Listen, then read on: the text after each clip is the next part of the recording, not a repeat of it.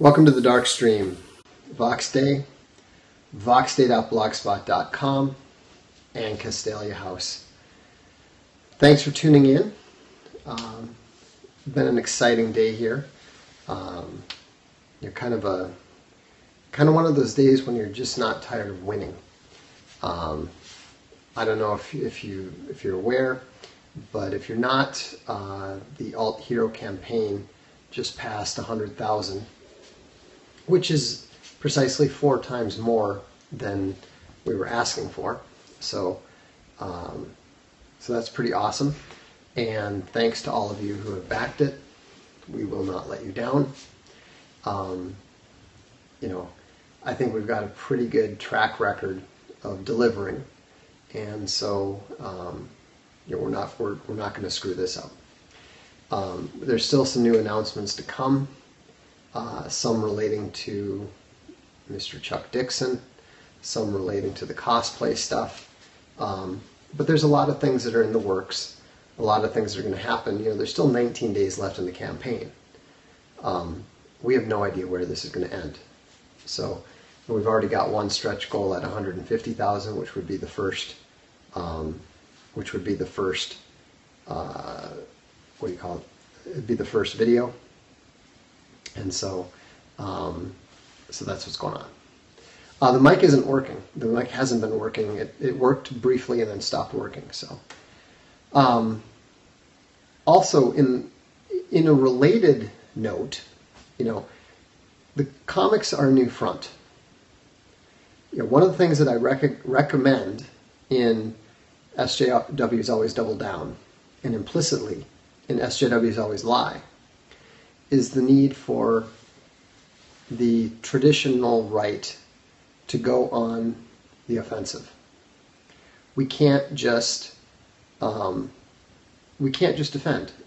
A defensive war means that at best you'll maintain the status quo. In most cases you will lose. Even if you're fighting a defensive war, you have to have plans for eventually going on the offensive. The classic Russian strategy has always been to let people invade, wear themselves out, and then they come at you. But the point is that they do come at you at some point in time. And that's what we're doing. That's what we're doing in science fiction. That's what we're doing in comics. Now, there's going to be an opening in movies soon. The SJWs are losing control of Hollywood for 2 reasons. Number one, they're losing it because we know they're losing their power because they're no longer able to sweep things like Harvey Weinstein being a pig under the table. It's coming out. It's there. The Chinese are coming in. And this is going to be very difficult for the Jews who have dominated it, because the Chinese don't give a damn about all the little Jewish games that they play. They can cry Holocaust and anti-Semite all they like. The Chinese are not going to care in the slightest. How do you cry Holocaust to people who killed 50 million of their own people much more recently than the Holocaust? Right? Now the Chinese are their own challenge. Believe me, this is not this is not like, oh, so this will restore Western. No, the Chinese are not going to restore Western civilization. They have their own civilization, of which they are rightly very proud, and it's very different than Western civilization. So, don't think that this is all, any sort of solution for the pro-West, but it is a game changer. And it creates opportunities. So, anyhow, yeah, we'll probably see a lot fewer evil Germans. So, anyhow, the point is that we are no longer completely on the defensive. Gamergate changed everything. Gamergate was the first time that, people drew a line in the sand and said, no, you're not crossing this, And in fact, we're coming after you. And everything that we've seen since then, from Trump to the alt-right to what's going on now with alt-hero and all this other stuff, it is all traced back to Gamergate in some way, shape, or form. And so, the lessons there are very simple. Decentralization, maintain high morale, attack, and then attack some more. And so, I don't care what Will Chamber, whatever his name is, says. I've never heard of him. I pay no attention to him whatsoever. A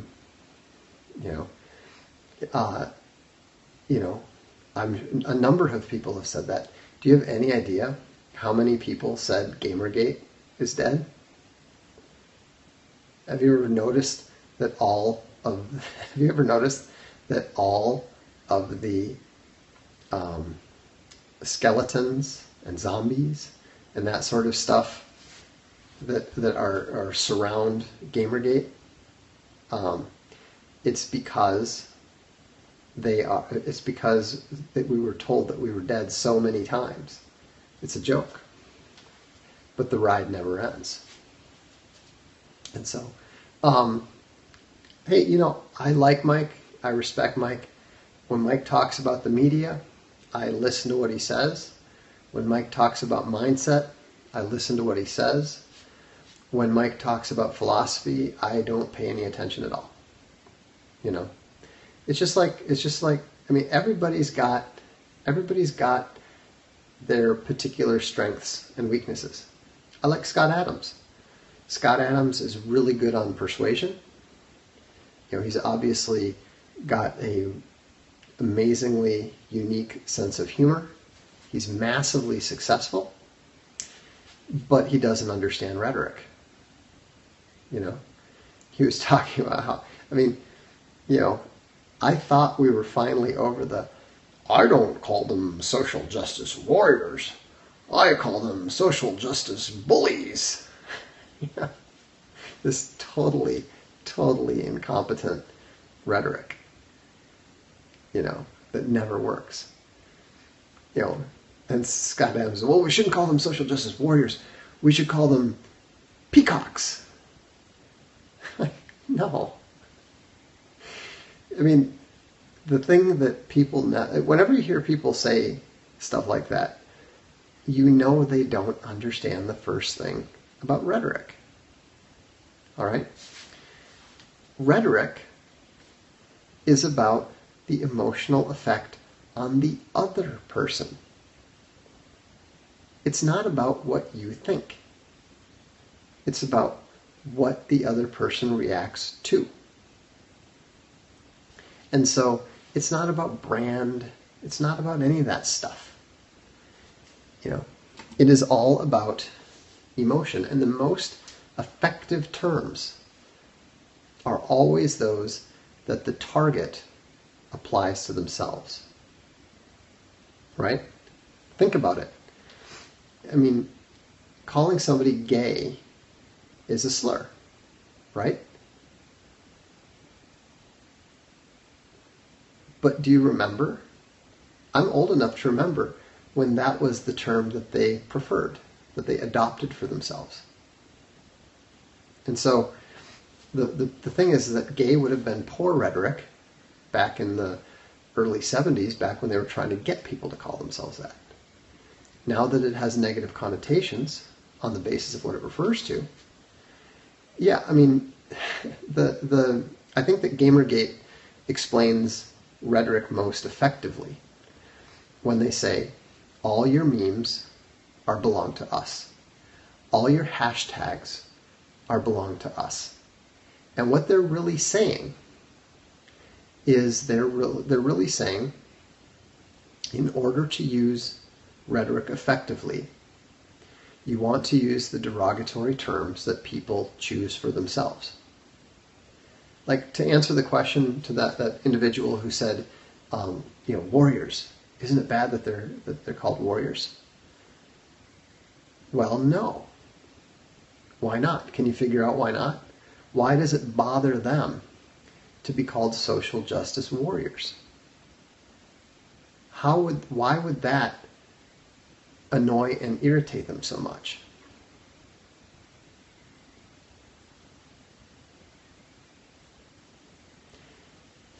Exactly. Because look at them. They're scrawny little people that couldn't take a punch or throw a punch. Obviously. They're fat. They're out of shape. So, they want to think of themselves that way, but when people openly refer to them as social justice warriors, the sarcasm burns them like acid. They know it. Exactly. It's just like calling a fat man slim. It's like talking to a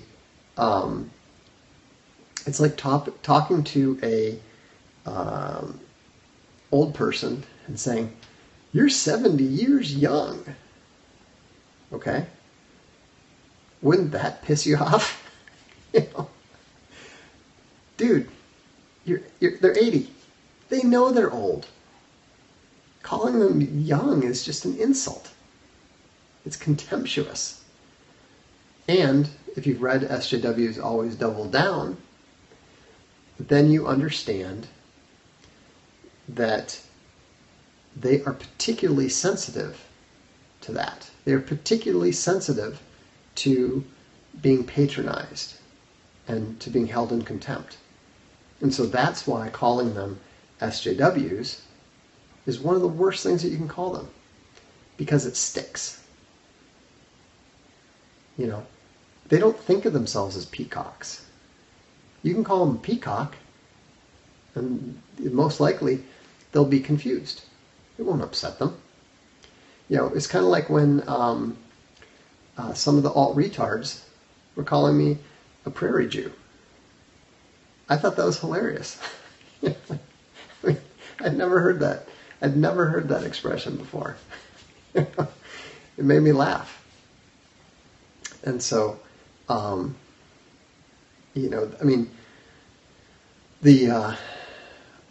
what's the name I prefer? What name do I prefer to be called? Yeah. I'm fine with Supreme Dark Lord. You can call me SDL if you prefer. A prairie Jew is an American Indian.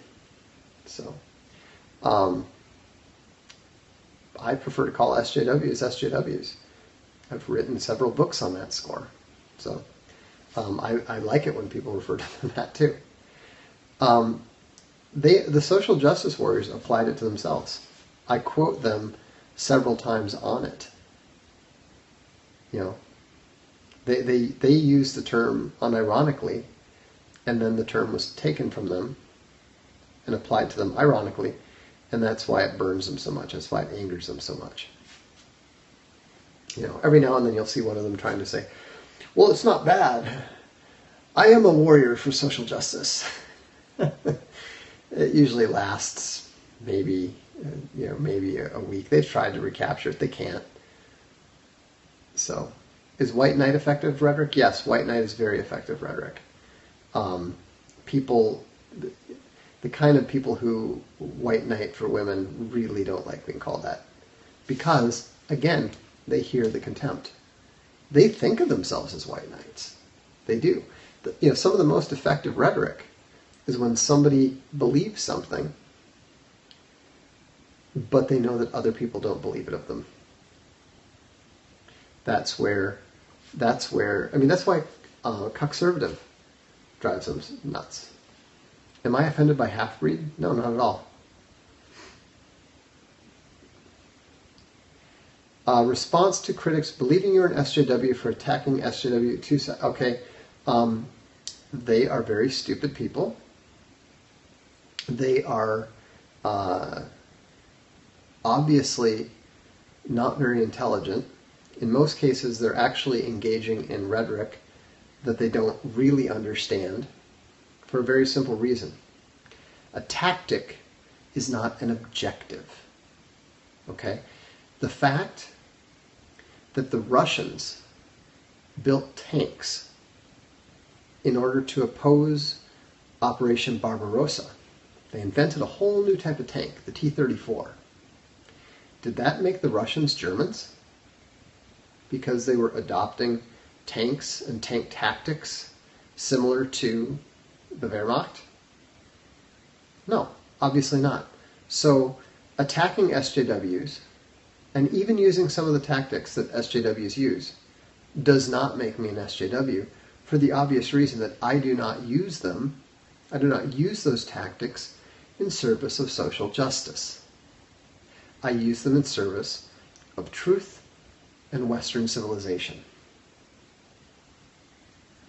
So, anyone who is attempting to make that case is either dishonest or they're just not very smart. No, the T-34 did not come from cooperation.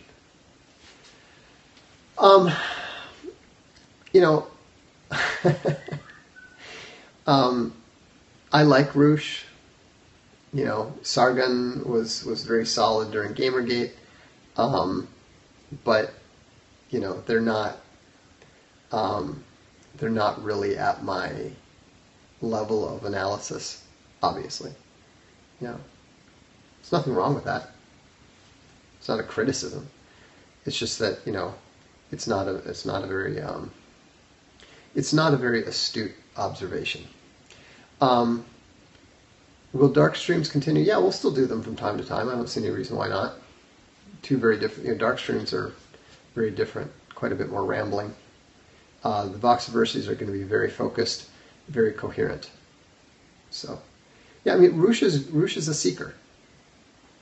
I like what he's doing. But Roosh is at his best when he sticks to philosophy and life. Oh, I mean, I like a lot of the stuff that Z-Man does, but he's basically a crybaby about Gab. I truly am totally unconcerned about what anyone has to say about that. Everything that I've said about Gab is absolutely true. I like Andrew Torba. I always have. But he's not ready for prime time. He's just not. Again, that's not a moral judgment. That's an observation from someone who is pretty experienced when it comes to startups. I've never spoken with Styx Hexenhammer before. No, I know who he is, but I don't really know much more than that. And so, I'm not, it's not a big deal. I've turned it over. If you know what I've been busy with, I mean, seriously, how much time do you think that I've spent thinking about Gab in the past 2 weeks? I can assure you that other than making sure that I had Ivan Thrones forward to replace Andrews, that's it. And so, they'll do what they do. Perhaps they will turn it around. They could. I mean, they've got a good base. But they're obviously not. I don't know who they're listening to. They're not listening to me anymore, obviously. If they're listening to those lawyers, I don't think they've got particularly wise ones. I mean, we'll see.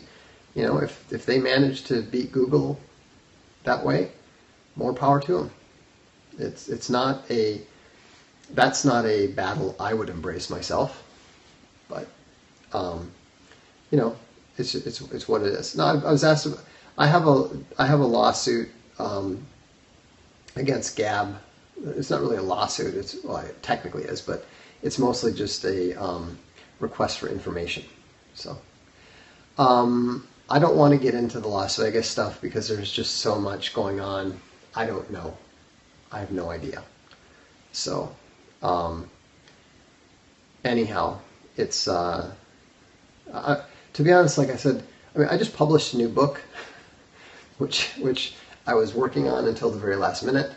You know, we've been doing this alt hero stuff, and so I'm really not paying that much attention to what's going on with regards to, you know, the ever-changing narrative. I mean, all I will say is the same thing that I said the day that the Las Vegas shootings happened. The one thing that we can be absolutely certain that did not happen is whatever the official story is, and we've already seen that. So there will be additional graphic novels. I don't know exactly what. I don't know exactly which. But you know, we're already talking to some folks that have a finished product that they're interested in having Castelia publish it. It's not really our style. It's not the kind of thing that I would normally do myself, but we might.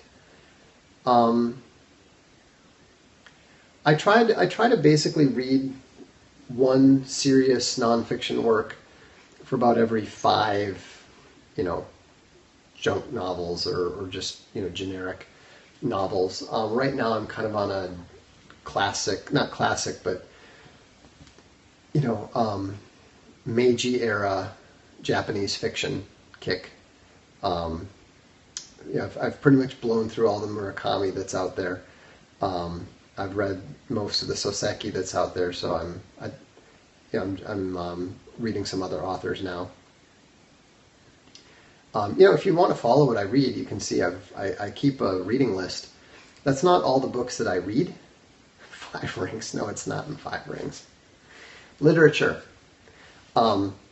Anyhow, you know, if you, it's not everything that I read, but it's everything that I finish. And so, you know, it's, you know, I was reading some Mishima recently, the quadrology, or however you refer to those. Good stuff. Not at all surprised that he killed himself. But you know, that's one thing about Japanese literature, is that they tend to view suicides the way that the traditional Western literature views weddings. It's something that always has to happen. I agree that Mishima is a bit overrated, but he's interesting in a way. Probably because he's a bit. It's not a spoiler alert to talk about a suicide in a Japanese novel is like saying that there's a marriage at the end of a Western novel, you know. Anyhow, well, that's all I've got time for tonight. So thanks for tuning in. Thanks for stopping by. Thanks so much for supporting Alt Hero. And if you've read SJW's Always Double Down, I would encourage you to put a review up on Amazon. Thanks very much.